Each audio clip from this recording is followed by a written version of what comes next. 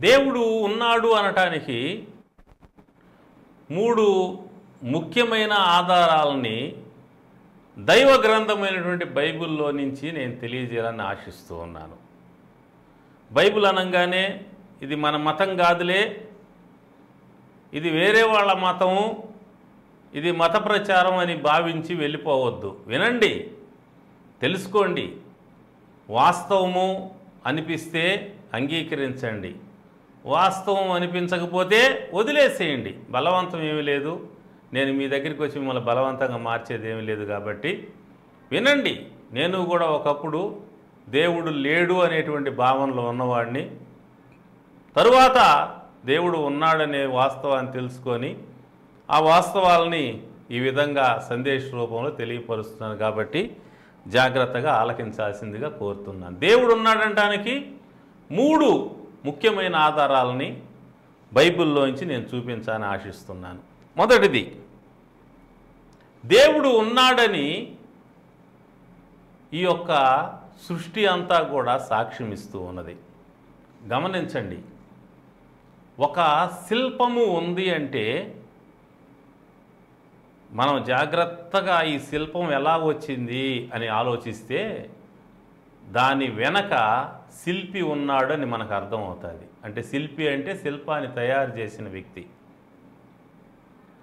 శిల్పము ఉంది అంటే శిల్పి ఉన్నాడని అర్థం. ఒక పుస్తకం, మంచి పుస్తకం నువ్వు చదివావు అంటే ఆ పుస్తకం ఎలా వచ్చింది అని ఆలోచిస్తే దాని వెనక రచయిత ఉన్నాడు అని అర్థమవుతుంది. శిల్పము ఉంది అంటే శిల్పి ఉన్నాడని అర్థము, పుస్తకము ఉన్నది అంటే రచయిత ఉన్నాడని అర్థం. లేదండి, శిల్పము ఏ శిల్పి చేయలేదు, దానంతట అదే వచ్చేసింది. పుస్తకము ఏ రచయిత రచించలేదు, దానంతట అదే వచ్చేసింది అని ఎంత గొప్ప శాస్త్రవేత్త చెప్పినా కూడా వినేవాళ్ళు ఏమంటారంటే వాడిని పిచ్చోడు అంటారు. ఎవరు నమ్మరు. ఆయన ఎంత గొప్ప శాస్త్రవేత్త కావచ్చు, నోబెల్ ప్రైజు పొందినవాడు కావచ్చు, ప్రపంచ ప్రఖ్యాతిగాంచిన ఐశ్వర్యవంతుడు అయి ఉండొచ్చు, మహామేధావి అయి ఉండొచ్చు గాక, శిల్పం దానంతట అదే వచ్చిందంటే ఎవడూ నమ్మడు. పుస్తకం దానంతట అది వచ్చేందంటే ఎవడూ నమ్మడు. అయితే ఈ సృష్టి దానంతట అదే పుట్టిందంటే మాత్రము నమ్మేవాళ్ళు చాలామంది ఉన్నారు. ఎంత అమాయకులో కదా. శిల్పం వచ్చిందంటే నమ్మరు, దానంతట అదే. పుస్తకం వచ్చిందంటే నమ్మరు, దానంతట అదే. కానీ సృష్టి వచ్చిందంటే మాత్రము, సృష్టి ఎలా వచ్చిందంటే దానంతట అదే వచ్చేసింది.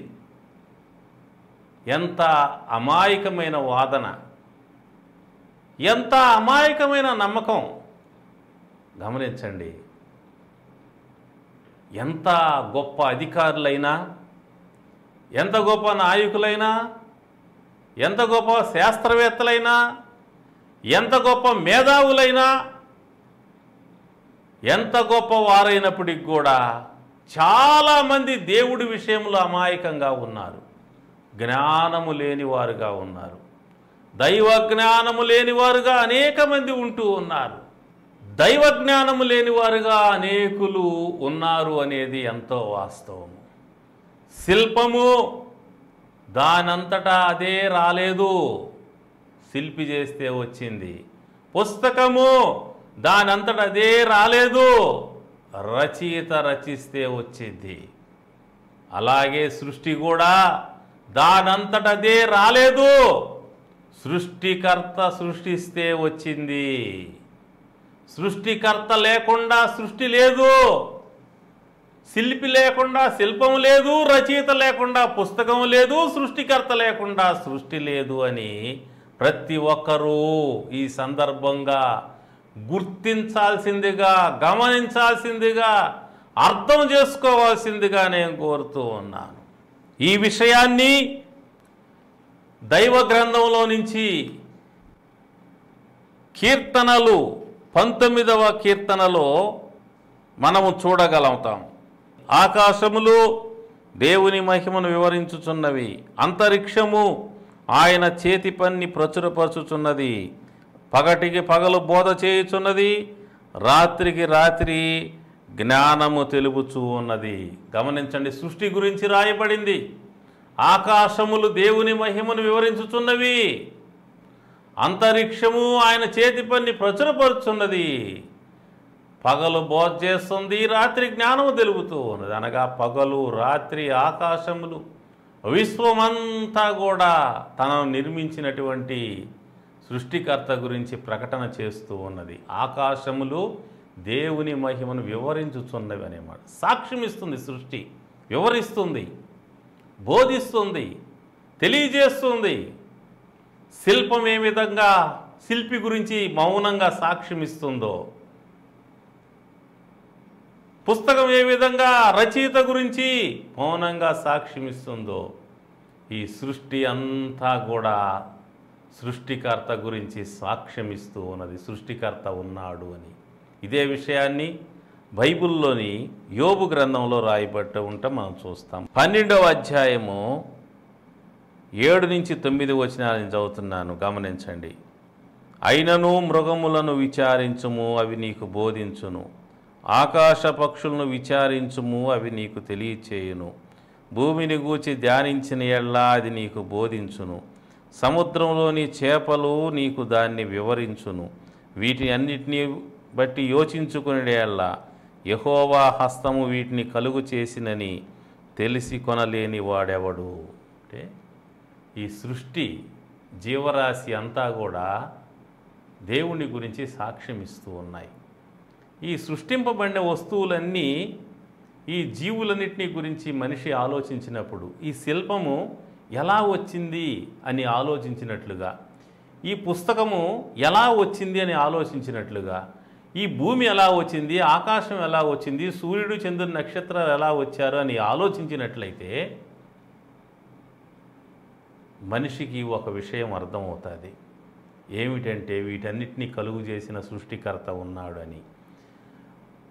ఈ వాస్తవము తెలుసుకోవటానికి మనిషికి ఏ బోధకుడు అవసరం లేదు. మనిషి యొక్క ఆలోచన చాలు. సృష్టిని చూసి సృష్టికర్త ఉన్నాడని మనిషి గుర్తించగలుగుతున్నాడు. అడవిలో మనుషులు కూడా ఈ సృష్టిని చూసినప్పుడు ఈ సృష్టి మొత్తాన్ని కలుగు చేసిన సృష్టికర్త ఒకరు ఉన్నారు అనేటువంటిది వారికి కూడా అర్థమవుతుంది. అన్ని భూలోకంలో ఉండే అన్ని దేశాల్లో ఉండేటువంటి ప్రజలు అందరికి కూడా అర్థమయ్యే విషయం ఏంటంటే సృష్టికర్త ఉన్నాడు అని. సృష్టి ఉంది కాబట్టి సృష్టికర్త ఉన్నాడు. అందుకే రోమా పత్రికలో 1వ అధ్యాయము 20వ వచనమునందు ఈ విధంగా రాయబడి ఉన్నది. ఆయన అదృశ్య లక్షణములు అనగా ఆయన నిత్యశక్తియు దైవత్వము జగదుత్పత్తి మొదలుకొని సృష్టింపబడిన వస్తువులను ఆలోచించడం వల్ల తేటపడుచున్నవి అని అంటాడు. ఆయన దైవత్వము, ఆయన అదృశ్య లక్షణాలంటే ఆయన దైవత్వము, ఆయన నిత్యశక్తి, దేవుని యొక్క దైవత్వము, దేవుని యొక్క శక్తి, దేవుని యొక్క ఉనికి అంతా కూడా మనిషికి ఎలా తెలుస్తుందంటే సృష్టింపబడిన వస్తువులని గురించి మనిషి ఆలోచించటం ద్వారా. కాబట్టి సృష్టికర్త ఉన్నాడు అనటానికి బలమైన ఆధారం ఏంటంటే ఈ సృష్టి. ఈ సృష్టికర్త లేకుండా సృష్టి లేదు, శిల్పి లేకుండా శిల్పం లేదు, అలాగే సృష్టికర్త లేకుండా సృష్టి లేదు. సృష్టి తనంతట తానే వచ్చిందనేటువంటి చెప్పే సిద్ధాంతము అది సంపూర్ణంగా తప్పై ఉంటూ ఉన్నది. సృష్టి తనంతట తాను రాలేదు, కానీ సృష్టికర్త చేస్తే వచ్చింది. అందుకనే బైబిల్ గ్రంథంలో ఒక మాట రాయబడింది. ఆదికాండం 1వ అధ్యాయం 1వ వచనంలో ఆది యందు దేవుడు భూమి ఆకాశమును సృజించెను. దేవుడు సృజించాడు భూమిని, ఆకాశాన్ని, సూర్యచంద్ర నక్షత్రాలని. కాబట్టి సృష్టి తన సృష్టికర్త గురించి తెలియపరుస్తున్నది. రెండవ ఆధారం, దేవుడు ఉన్నాడు అనటానికి రెండవ ఆధారం ఏంటంటే లేఖనములు. లేఖనములు అంటే బైబిల్ గ్రంథంలో ఉన్నటువంటి రచనలు. ఇవి దేవుడు ఉన్నాడని ప్రపంచానికి తెలియపరుస్తూ ఉన్నాయి. యేసు ప్రభువు ఈ లోకంలోకి వచ్చినప్పుడు ఒక మాట అన్నాడు ఆయన. యోహాను సువార్త 5వ అధ్యాయము 39వ వచనంలో ఆ మాట ఉన్నది. అక్కడ ఈ విధంగా రాయబడి ఉన్నది. లేఖనములయందు మీకు నిత్యజీవము కలదని తలంచుచు వాటిని పరిశోధించున్నారు. అవే నన్ను గూర్చి సాక్ష్యం ఇస్తున్నవి. అవే నన్ను గూర్చి సాక్ష్యమిచ్చుచూ ఉన్నవి. అవి అంటే లేఖనములు. లేఖనములు అంటే ఈ బైబిల్ గ్రంథములో భక్తులైనటువంటి వారు రాసినటువంటి రచనలు. లేఖనములు కొన్ని పాత నిబంధనలో ఉన్నాయి, కొన్ని నూతన నిబంధనలో ఉన్నాయి. పాత నిబంధనలో భక్తులైన వారు దేవుణ్ణి చూసి రాశారు. నూతన నిబంధనలో భక్తులైన వారు దేవుణ్ణి చూసి రాశారు. కాబట్టి వారు రాసినటువంటి రచనలు దేవుడు ఉన్నాడంటానికి సాక్ష్యాలై ఉంటున్నాయి, ఆధారాలై ఉంటున్నాయి. ఉదాహరణకి పాత నిబంధనలో మొదటి 5 పుస్తకాలను ధర్మశాస్త్రం అంటారు. ఈ ధర్మశాస్త్రం మోషే రాశాడు. ఆదికాండం నుంచి ద్వితీయోపదేశకాండం వరకు ఉన్న లేఖనాలు దేవుడు ఉన్నాడని సాక్ష్యం చెప్తున్నాయి. తర్వాత ప్రవక్తలు రాసిన లేఖనాలు, యెషయా అన్నాడు నేను ప్రభువుని చూశాను అంటున్నాడు యెషయా గ్రంథం 6వ అధ్యాయంలో. మరి ఎహెజ్కేలు అంటున్నాడు 1వ అధ్యాయంలో ఆయన స్వరూపాన్ని చూసినట్లుగా ఆయన సాక్ష్యం ఇస్తూ ఉన్నాడు. కాబట్టి వీళ్ళు చూశారు, వీళ్ళు రాశారు. దేవుడు ఉన్నాడంటానికి ఆధారం ఏంటంటే దేవుణ్ణి చూచినటువంటి వారు రాసినటువంటి లేఖనములు, రచనలు. అవి పాత నిబంధనలో ఉన్నాయి. నూతన నిబంధనలో దేవుడు భూమి మీదకి వచ్చాడు. ఆదియందు వాక్యము ఉండెను, వాక్యము దేవుని యొద్ద ఉండెను, వాక్యము దేవుడై ఉండెను, ఆయన ఆదియందు దేవుని యొద్ద ఉండెను, సమస్తం ఆయన మూలంగా కలిగెను, కలిగి ఉన్నది ఏది ఆయన లేకుండా కలగలేదు. ఆ వాక్యము శరీరధారి అయి కృపాసత్య సంపూర్ణుడుగా మన మధ్య నివసించను. ఆదియందు ఉన్నటువంటి ఆ యొక్క వాక్యం అనే పేరు కలిగినటువంటి ప్రభువు శరీరధారిగా భూమి మీదకి వచ్చాడు. ఆయన దేవుడు, సమస్తం ఆయన మూలంగా కలిగాయి, కలిగి ఉన్నది ఏది ఆయన లేకుండా కలగలేదు. ఆయన సశరీరుడుగా ప్రత్యక్షమాయనని తిమోతి పత్రికలో రాయబడి ఉంటూ ఉన్నది. దేవుడు సశరీరుడుగా వచ్చాడు. దైవత్వము యొక్క పరిపూర్ణతంతా క్రీస్తునందు శరీరముగా నివసించుతున్నది. కాబట్టి యేసుక్రీస్తు శరీర రూపంలో ఉన్నటువంటి దేవుడు మానవుడిగా మారాడు. ఆయన ఈ లోకంలోకి వచ్చినప్పుడు 12 మందిని ప్రత్యక్ష సాక్షులుగా ఆయన ఏర్పాటు చేసుకున్నాడు. ఆయన్ను వారు చూశారు. అలా చూసినటువంటి వారు వాళ్ళు రాసినటువంటి గ్రంథాలు ఉంటున్నాయి. మత్తయి సువార్త, యోహాను సువార్త, పేతురు మొదటి పత్రిక, పేతురు 2వ పత్రిక, యోహాను మొదటి పత్రిక, యోహాను 2వ పత్రిక, యోహాను 3వ పత్రిక, ప్రకటన గ్రంథం, ఇవన్నీ కూడా వాళ్ళు ప్రత్యక్షంగా ప్రభువుని చూసి వాళ్ళు రాశారు. ప్రభువు చెప్పిన విని వాళ్ళు రాశారు. కాబట్టి వాళ్ళు రాసిన రచనలు, లేఖనములు ఆయన గురించి సాక్ష్యమిచ్చుచూ ఉన్నవని గమనించండి. దేవుడు ఉన్నాడంటానికి సృష్టి మొదటి ఆధారం అయితే, దేవుణ్ణి చూచినటువంటి వారు రాసినటువంటి రచనలు రెండవ ఆధారం. మూడవ ఆధారం ఏమిటనగా యేసు ప్రభువు ఏర్పరచుకున్నటువంటి ఆయన యొక్క శిష్యులు లేక ఆయన యొక్క సంఘము.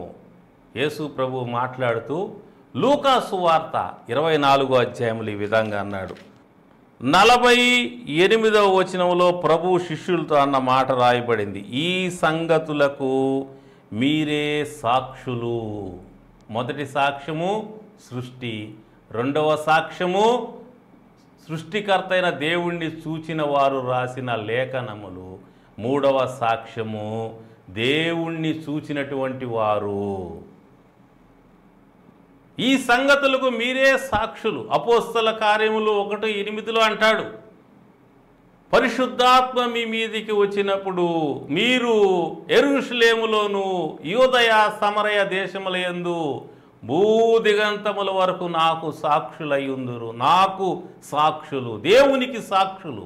భూదిగంతాల వరకు ఎవరు సాక్షులు అనగా యేసు ప్రభువుని చూచిన వారు లేదా దేవుణ్ణి చూచినటువంటి వారు దేవుడు ఉన్నాడంటానికి సాక్షులు. వారు యేసు ప్రభువుని చూశారు, ఆయన చేసిన అద్భుతాలు చూశారు, ఆయన శిలువలో చనిపోయిన చూశారు, తిరిగి లేచిన తర్వాత 40 రోజులు ఉండగా అది చూశారు, ఆయన పైలోకానికి పరలోకానికి శరీరంతో పైకి వెళ్తూ ఉంటే అది చూశారు. వాళ్ళు సాక్షులై ఉన్నారు. కాబట్టి ప్రియమైన వారలారా, ఇంత గొప్ప సాక్ష్యము దేవుడు ఉన్నాడంటానికి మనకు అందించబడి ఉంటూ ఉన్నది. సృష్టి సాక్ష్యముగా ఉంటున్నది. సృష్టికర్తను చూసిన వారు రాసిన రచనలు, పాత నిబంధనలో నూతన నిబంధనలో రాసినటువంటి రచనలు సాక్ష్యమై ఉంటున్నాయి. అలాగున్నే సృష్టికర్త అయిన దేవుణ్ణి చూసినటువంటి వారు, కన్నులారా చూసిన ఆయన శిష్యులు, వారు సాక్షులై ఉంటున్నారు. వారు ప్రభువుని గురించి భూలోకం అంతా కూడా ఆనాడు వెళ్ళి చెప్పారు. 12 మందితో ప్రారంభమైనటువంటి దేవుని యొక్క సాక్షుల సమూహం ఈనాడు ప్రపంచంలో ఒక అంచనా ప్రకారం 300 కోట్ల మందికి పైగా వ్యాపించి ఉన్నది. ప్రపంచంలో అత్యధిక శాతం విశ్వాసం కలిగిన ప్రజలు ఎవరనగా క్రీస్తును నమ్మినటువంటి వారే. అంతగా వ్యాపించిందంటే కారణం దాని వెనుక సత్యము ఉన్నది, వాస్తవము ఉన్నది. కాబట్టి గమనించండి, అసత్యము ఎంత బలమైందో సత్యము అంతకంటే బలమైందిగా ఉంటుంది. కాబట్టి సత్యముదే పై చేయిగా ఉంటుంది ప్రపంచంలో. ఈ విషయాన్ని గమనించాలి. మరి నా జీవితంలో కూడా ఒక బహుదేవతారాధికుల కుటుంబంలో పుట్టి నాస్తికమైనటువంటి భావజాలంతో బ్రతుకుతూ ఉన్నటువంటి నా జీవితంలో దేవుడు ఉన్నాడా, దేవుడు లేడా అనేటువంటి ఒక ఆలోచన నన్ను అద్భుతంగా మార్చేసింది. నేను డిగ్రీ చదివే సమయంలో ఈ ఆలోచన నాకు వచ్చింది, దేవుడు ఉన్నాడా లేడా. ఇక ఆ ప్రశ్నకు సమాధానం వెతుకుతూ నేను చాలా దగ్గరలా తిరిగాను, చాలామందిని అడిగాను. ఎవ్వరూ నా మనసుకు తృప్తిని కలిగించే సమాధానం చెప్పలేకపోయారు. చివరికి ఒకరోజు రాత్రి వేళ నా యొక్క మేడ మీద నేను తిరుగుతూ ఆకాశం వైపు చూస్తూ ఉన్నప్పుడు ఆకాశంలోంచి ఒక స్వరం వినపడింది. నీవు చూస్తున్న ఈ సృష్టి అంతా ఎలా వచ్చింది? దేవుడు లేకపోతే నీవు చూస్తున్నటువంటి ఈ యొక్క సృష్టి అంతా ఎలా వచ్చింది అనేటువంటి ఒక ప్రశ్న నాకు వేయబడింది. ఒక స్వరం నన్ను ప్రశ్నించడం జరిగింది. వెంటనే ఆ స్వరం నాకు వినపడగానే, అవును, దేవుడు లేకపోతే ఇదంతా ఎలా వచ్చింది అని నేను నా అంతరంగంలో నెమ్మది పొందాను. దేవుడున్నాడని ఆ స్వరం నాకు వినపడటంతోనే నేను నమ్మటం జరిగింది. ఏ మనిషి నాకు చెప్పలేదు, ఏ మనిషి నన్ను ఒప్పించలేదు. కానీ ఆకాశంలోంచి వినపడినటువంటి ఆ స్వరము, దేవుని యొక్క స్వరము నన్ను ఒప్పించింది దేవుడు ఉన్నాడని. ఉన్న తర్వాత ఆ దేవుడు ఎవరు అని నేను అన్వేషించసాగాను. నా అన్వేషణలో అనేక మంది జీవితాలు చదివాను. చివరికి యేసు ప్రభు దగ్గరికి వచ్చి ఆయన జీవితం చదివి ఆయనలో ఉన్న గొప్ప సుగుణాలను గమనించి నిజమైన దేవుడు క్రీస్తు అని గ్రహించి ఆయన వైపు తిరగటం జరిగింది. మరి ఈ విషయాలన్నీ కూడా రాబోయేటువంటి ప్రసంగాల్లో, సందేశాల్లో మీకు అందించబడతాయి గమనించి. కాబట్టి దయవుంచి అందరూ జాగ్రత్తగా ప్రతి సందేశాన్ని ఆలకించాల్సిందిగా కోరుతూ ఉన్నాను. నా జీవితంలో 2012లో గొప్ప అనుభవాన్ని దేవుడిచ్చాడు నాకు. నా జీవితంలో 2012వ సంవత్సరంలో ఒక గొప్ప అద్భుతం దేవుడు చేశాడు. నా గొంతు మూగబోయింది, నా గొంతు లోపల గెడ్డ వచ్చింది. నేను విజయవాడ వెళ్ళి డాక్టర్ దగ్గర చూపించుకున్నాను. సంవత్సరం రోజులు మందులు వాడాను. అయినప్పటికి కూడా గొంతు లోపల ఉండే గెడ్డ తగ్గలేదు. ఆ గెడ్డ పెరిగిపోయింది. కొండ నాలుగు మీదకి గెడ్డ స్ప్రెడ్ అయింది, నాలుగు మీదకి స్ప్రెడ్ అయింది. నేను మాట్లాడలేకపోయాను, అన్నం తినలేకపోయాను. ఆ గెడ్డ వలన కలిగే బాధ వల్ల నేను నిద్రపోయేవాడిని కాదు. నా శరీరం అంతా కూడా క్షీణించిపోయింది. నా ఎముకలన్నీ బయటికి వచ్చేసాయి. నేను ఒక అస్థిపంజరంలాగా మారిపోయాను. నేను చనిపోతానని నా పట్టుకు నాకు నిర్ధారణ అయిపోయింది. డాక్టర్ గారు 1 సంవత్సరం తర్వాత నన్ను పరిశీలన చేసి, అయ్యా పాస్టర్ గారు, మీకు నేను ఇచ్చిన మందులు చాలా ఎక్కువ. మీ గొంతు లోపల ఉన్న గెడ్డ నేను ఇచ్చిన మందులకి ఎప్పుడో కరిగిపోవాల్సింది. అయితే ఆ గెడ్డ కరగలేదు, ఇంకా పెరుగుతూ ఉంది. కాబట్టి ఈ గెడ్డ క్యాన్సర్ గెడ్డ అని నాకు అనుమానంగా ఉంటూ ఉంది. గనుక ఈ గెడ్డను కట్ చేసి బయాప్సీ పంపించాలి అన్నాడు. అంతటితో నా జీవితం మీద ఆశలన్నీ పోయినాయి. నేను అంతకుముందే నా శరీరాన్ని చూసుకొని, నా గెడ్డను చూసుకొని నేను చనిపోతానని నిర్ణయం చేసుకున్నాను. నేను బ్రతకను అని నాకు అర్థమైపోయింది. ఇక బ్రతకను, నేను చనిపోతానని నిర్ణయమైన సమయంలో పలువురు దైవ సేవకులు నా యొద్దకు వచ్చి ప్రార్థన చేశారు. వారు వచ్చి ప్రార్థన చేసిన కొద్ది సమయం నెమ్మదిగా ఉండే తర్వాత గొంతులో నొప్పి వచ్చేది.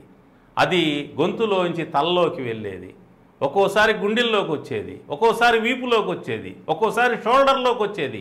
శరీరం అంతా ఆ గొంతులో ఉన్న గెడ్డ వలన కలిగే నొప్పి విస్తరిస్తూ వచ్చింది. అది ఒక నిప్పు పెట్టి కాల్చినట్టుగా నాకుండేది. అంత భయంకరమైనటువంటి బాధ.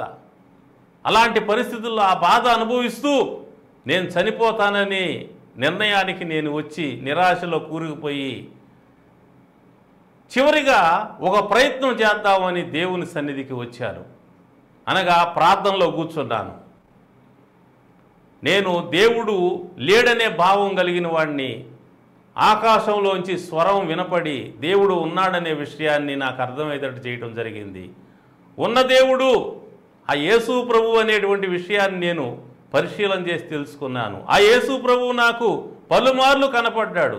నా ద్వారా నా కుటుంబంలో ఎన్నో అద్భుతాలు చేశాడు, నా సంఘంలో అద్భుతాలు చేశాడు, నా పరిచర్యలో అద్భుతాలు చేశాడు. చచ్చిపోయే పరిస్థితిలో ఉన్నవారు బ్రతికారు,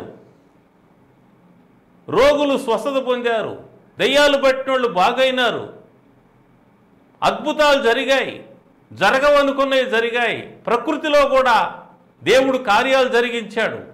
ఇవన్నీ నేను జ్ఞాపకం చేసుకున్నాను. దేవా, నా ద్వారా నా కుటుంబంలో, నా సంఘంలో, పరిచర్యలో ఎన్నో అద్భుతాలు చేశావు. నా ద్వారానే కాదు, ప్రపంచంలో నీ సేవకుల ద్వారా జరిగిస్తున్నావు. 2000 సంవత్సరాలుగా ఈ ప్రపంచంలో యేసు ప్రభువు నామంలో ఎన్నో అద్భుతాలు జరిగాయి. చచ్చిపోయిన వాళ్ళు కూడా బ్రతికారు. నీవు ఒక కథ కాదు, ఒక నమ్మకం కాదు, ఒక కల్పన కాదు, నీవు ఒక వాస్తవము. కాబట్టి నేను నిన్ను ఆశ్రయిస్తున్నాను, నాకు సహాయం చేయని చెప్పి నేను ఆయన సన్నిధిలో మొరపెట్టడం ప్రారంభించాను. అలాగున ఆయన్ని మొరపెడుతూ ఉన్న సమయంలో 1 రోజు, 2 రోజులు, 3 రోజులు, 4 రోజులు, 6 రోజులు గడిచినా కూడా నా నొప్పి తగ్గలేదు, ఇంకా పెరిగిపోయింది. అయినా నేను వదిలిపెట్టలా. పట్టుదల వదలకుండా దేవుణ్ణి ప్రార్థన చేయడం ప్రారంభించి నెల అయింది. అయినా నాకు ఏమాత్రం మార్పు రాలేదు. 2 నెలలు అయింది, ఏమాత్రం మార్పు రాలేదు. కానీ నేను విశ్వాసం వదిలిపెట్టలా. ఎందుకంటే నేను నమ్మిన వాడిని ఎరుగుదును. నేను ఎవరో చెప్తే నమ్మిన వాడిని కాదు. నాకు దేవుడు స్వయంగా బయలుపరచబట్టి నేను నమ్మాను. దేవుడు కనపడబట్టి నమ్మాను. దేవుడు దర్శించబట్టి నమ్మాను. కాబట్టి నేను నమ్మింది వాస్తవం అని నాకు తెలుసు. యేసు ప్రభు సజీవంగా ఉన్న దేవుడు, బ్రతికించే దేవుడు, బాగు చేసే దేవుడు అని నాకు తెలుసు. కనుక నేను నమ్మింది వాస్తవమని నేను గుర్తించినటువంటి వాడిని ప్రభు సన్నిధిలో రాత్రింబగుళ్ళు పొట్టు వదలకుండా ప్రార్థన చేయటం ప్రారంభించాను. 3 నెలలు గడిచిపోయినాయి. ఈ 3 నెలల్లో కూడా భయంకరమైన నరకము, యాతన, ఏ క్షణంలో చనిపోతానో తెలియని పరిస్థితి, అలాంటి భయంకరమైన పరిస్థితిని అనుభవించాను. అయినప్పటికీ దేవుడు పాదాలు వదిలిపెట్టకుండా రోజుకు 18 గంటలు ప్రార్థన చేసేవాడిని. ప్రార్థన చేయటం అంటే నేను అరిచి కేకలు వేసి ప్రార్థన చేయటం కాదు. మౌనంగా నా ఆత్మలోనే నేను మూలుగుతూ ప్రార్థన చేసేవాడిని. ప్రభు పాదాల దగ్గర కూర్చొని ప్రభువుని జ్ఞాపకం చేసుకునేవాడిని.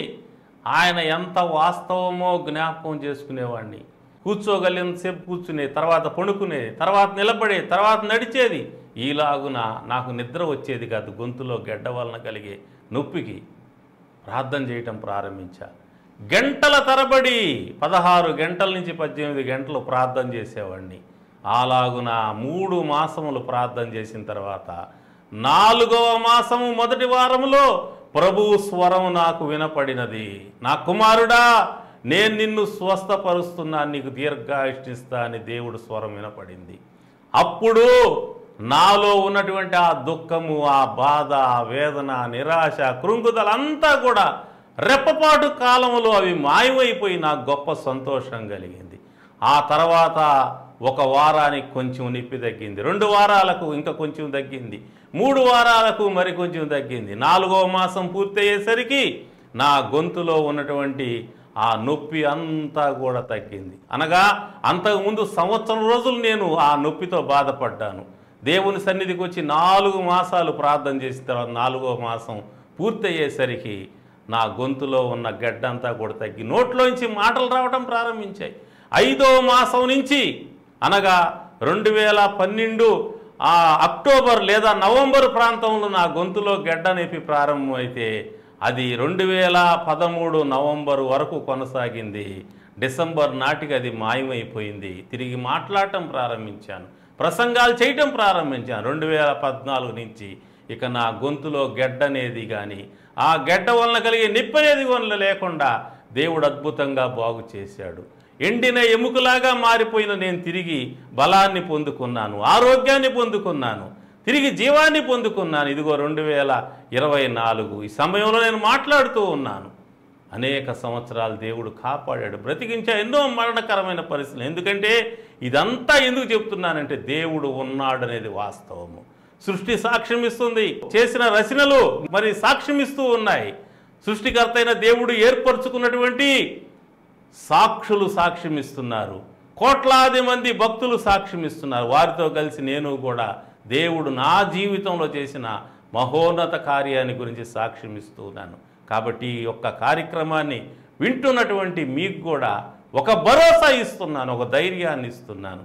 నీవు ఎవ్వరు లేని వ్యక్తిగా ఉండొచ్చు, ఏమీ లేని వ్యక్తిగా ఉండొచ్చు, కానీ దేవుడు ఉన్నాడు. ఆయన నిన్ను ప్రేమిస్తున్నాడు, ఆయన నీకు తోడుకుంటానికి ఇష్టపడుతున్నాడు. నీకు ఎన్ని కష్టాలున్నా, శ్రమలున్నా, అనారోగ్యాలున్నా, ఆర్థిక ఇబ్బందులున్నా, ఎన్ని శ్రమలున్నా వాటన్నిటిలో సహాయం చేయగల దేవుడు ఆయన. నాకెన్నో చేశాడు, నీకు కూడా చేస్తాడు. ఆయన దగ్గరికి రా, ఆయన్ని నమ్ము, ఆయనకు ప్రార్థన చేయి, నీకున్న సమస్యలు ఆయన పరిష్కరిస్తాడు. అంతేకాదు ఈ లోకం వదిలిన తర్వాత ఒక రోజున మనం దేవుని యొద్దకు వెళ్ళవలసి ఉన్నది.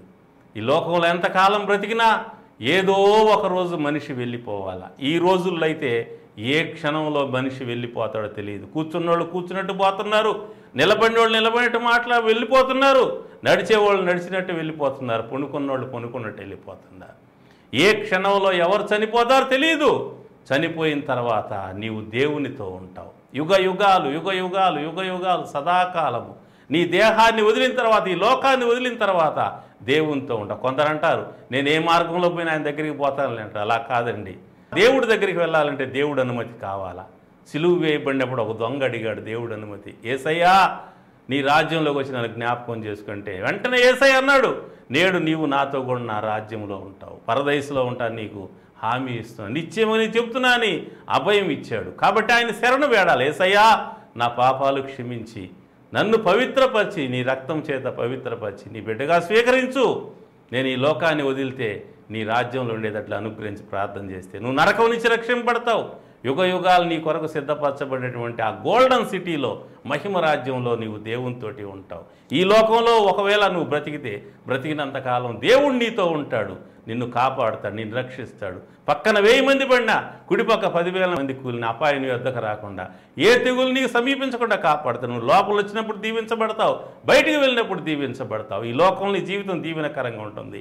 ఈ లోకం తర్వాత యుగ యుగాలు నరకం నుంచి రక్షింపబడి పరలోక మహిమలో ఉంటావు. కాబట్టి దేవుడు ఉన్నాడు, ఆ దేవుడు నిన్ను ప్రేమిస్తున్నాడు. ఆయన నీ కోసం ఈ లోకానికి వచ్చి సిలువలో చనిపోయి తిరిగి లేచి పరలోకం వెళ్ళాడు, పరలోకం ఉందని రుజువు చేశాడు. ఆయన ఎందు నమ్మికుంచి ఆయన్ని ఆశ్రయిస్తే నీకు పరలోక వైభవం దొరుకుతుంది. భూలోకంలో మనశ్శాంతి, కాపుదల, భద్రత, ఆశీర్వాదం లభిస్తాయి. కాబట్టి ప్రభువు నద్దకు రమ్మని ప్రేమతో ఆహ్వానిస్తున్నా. ప్రభు మిమ్మల్ని అందరినీ బహుగా దీవించునుగాక. ప్రార్థన చేస్తాను. ప్రేమ కలిగిన తండ్రి, ఈ వాక్యం విన్న వారందరినీ దీవించండి.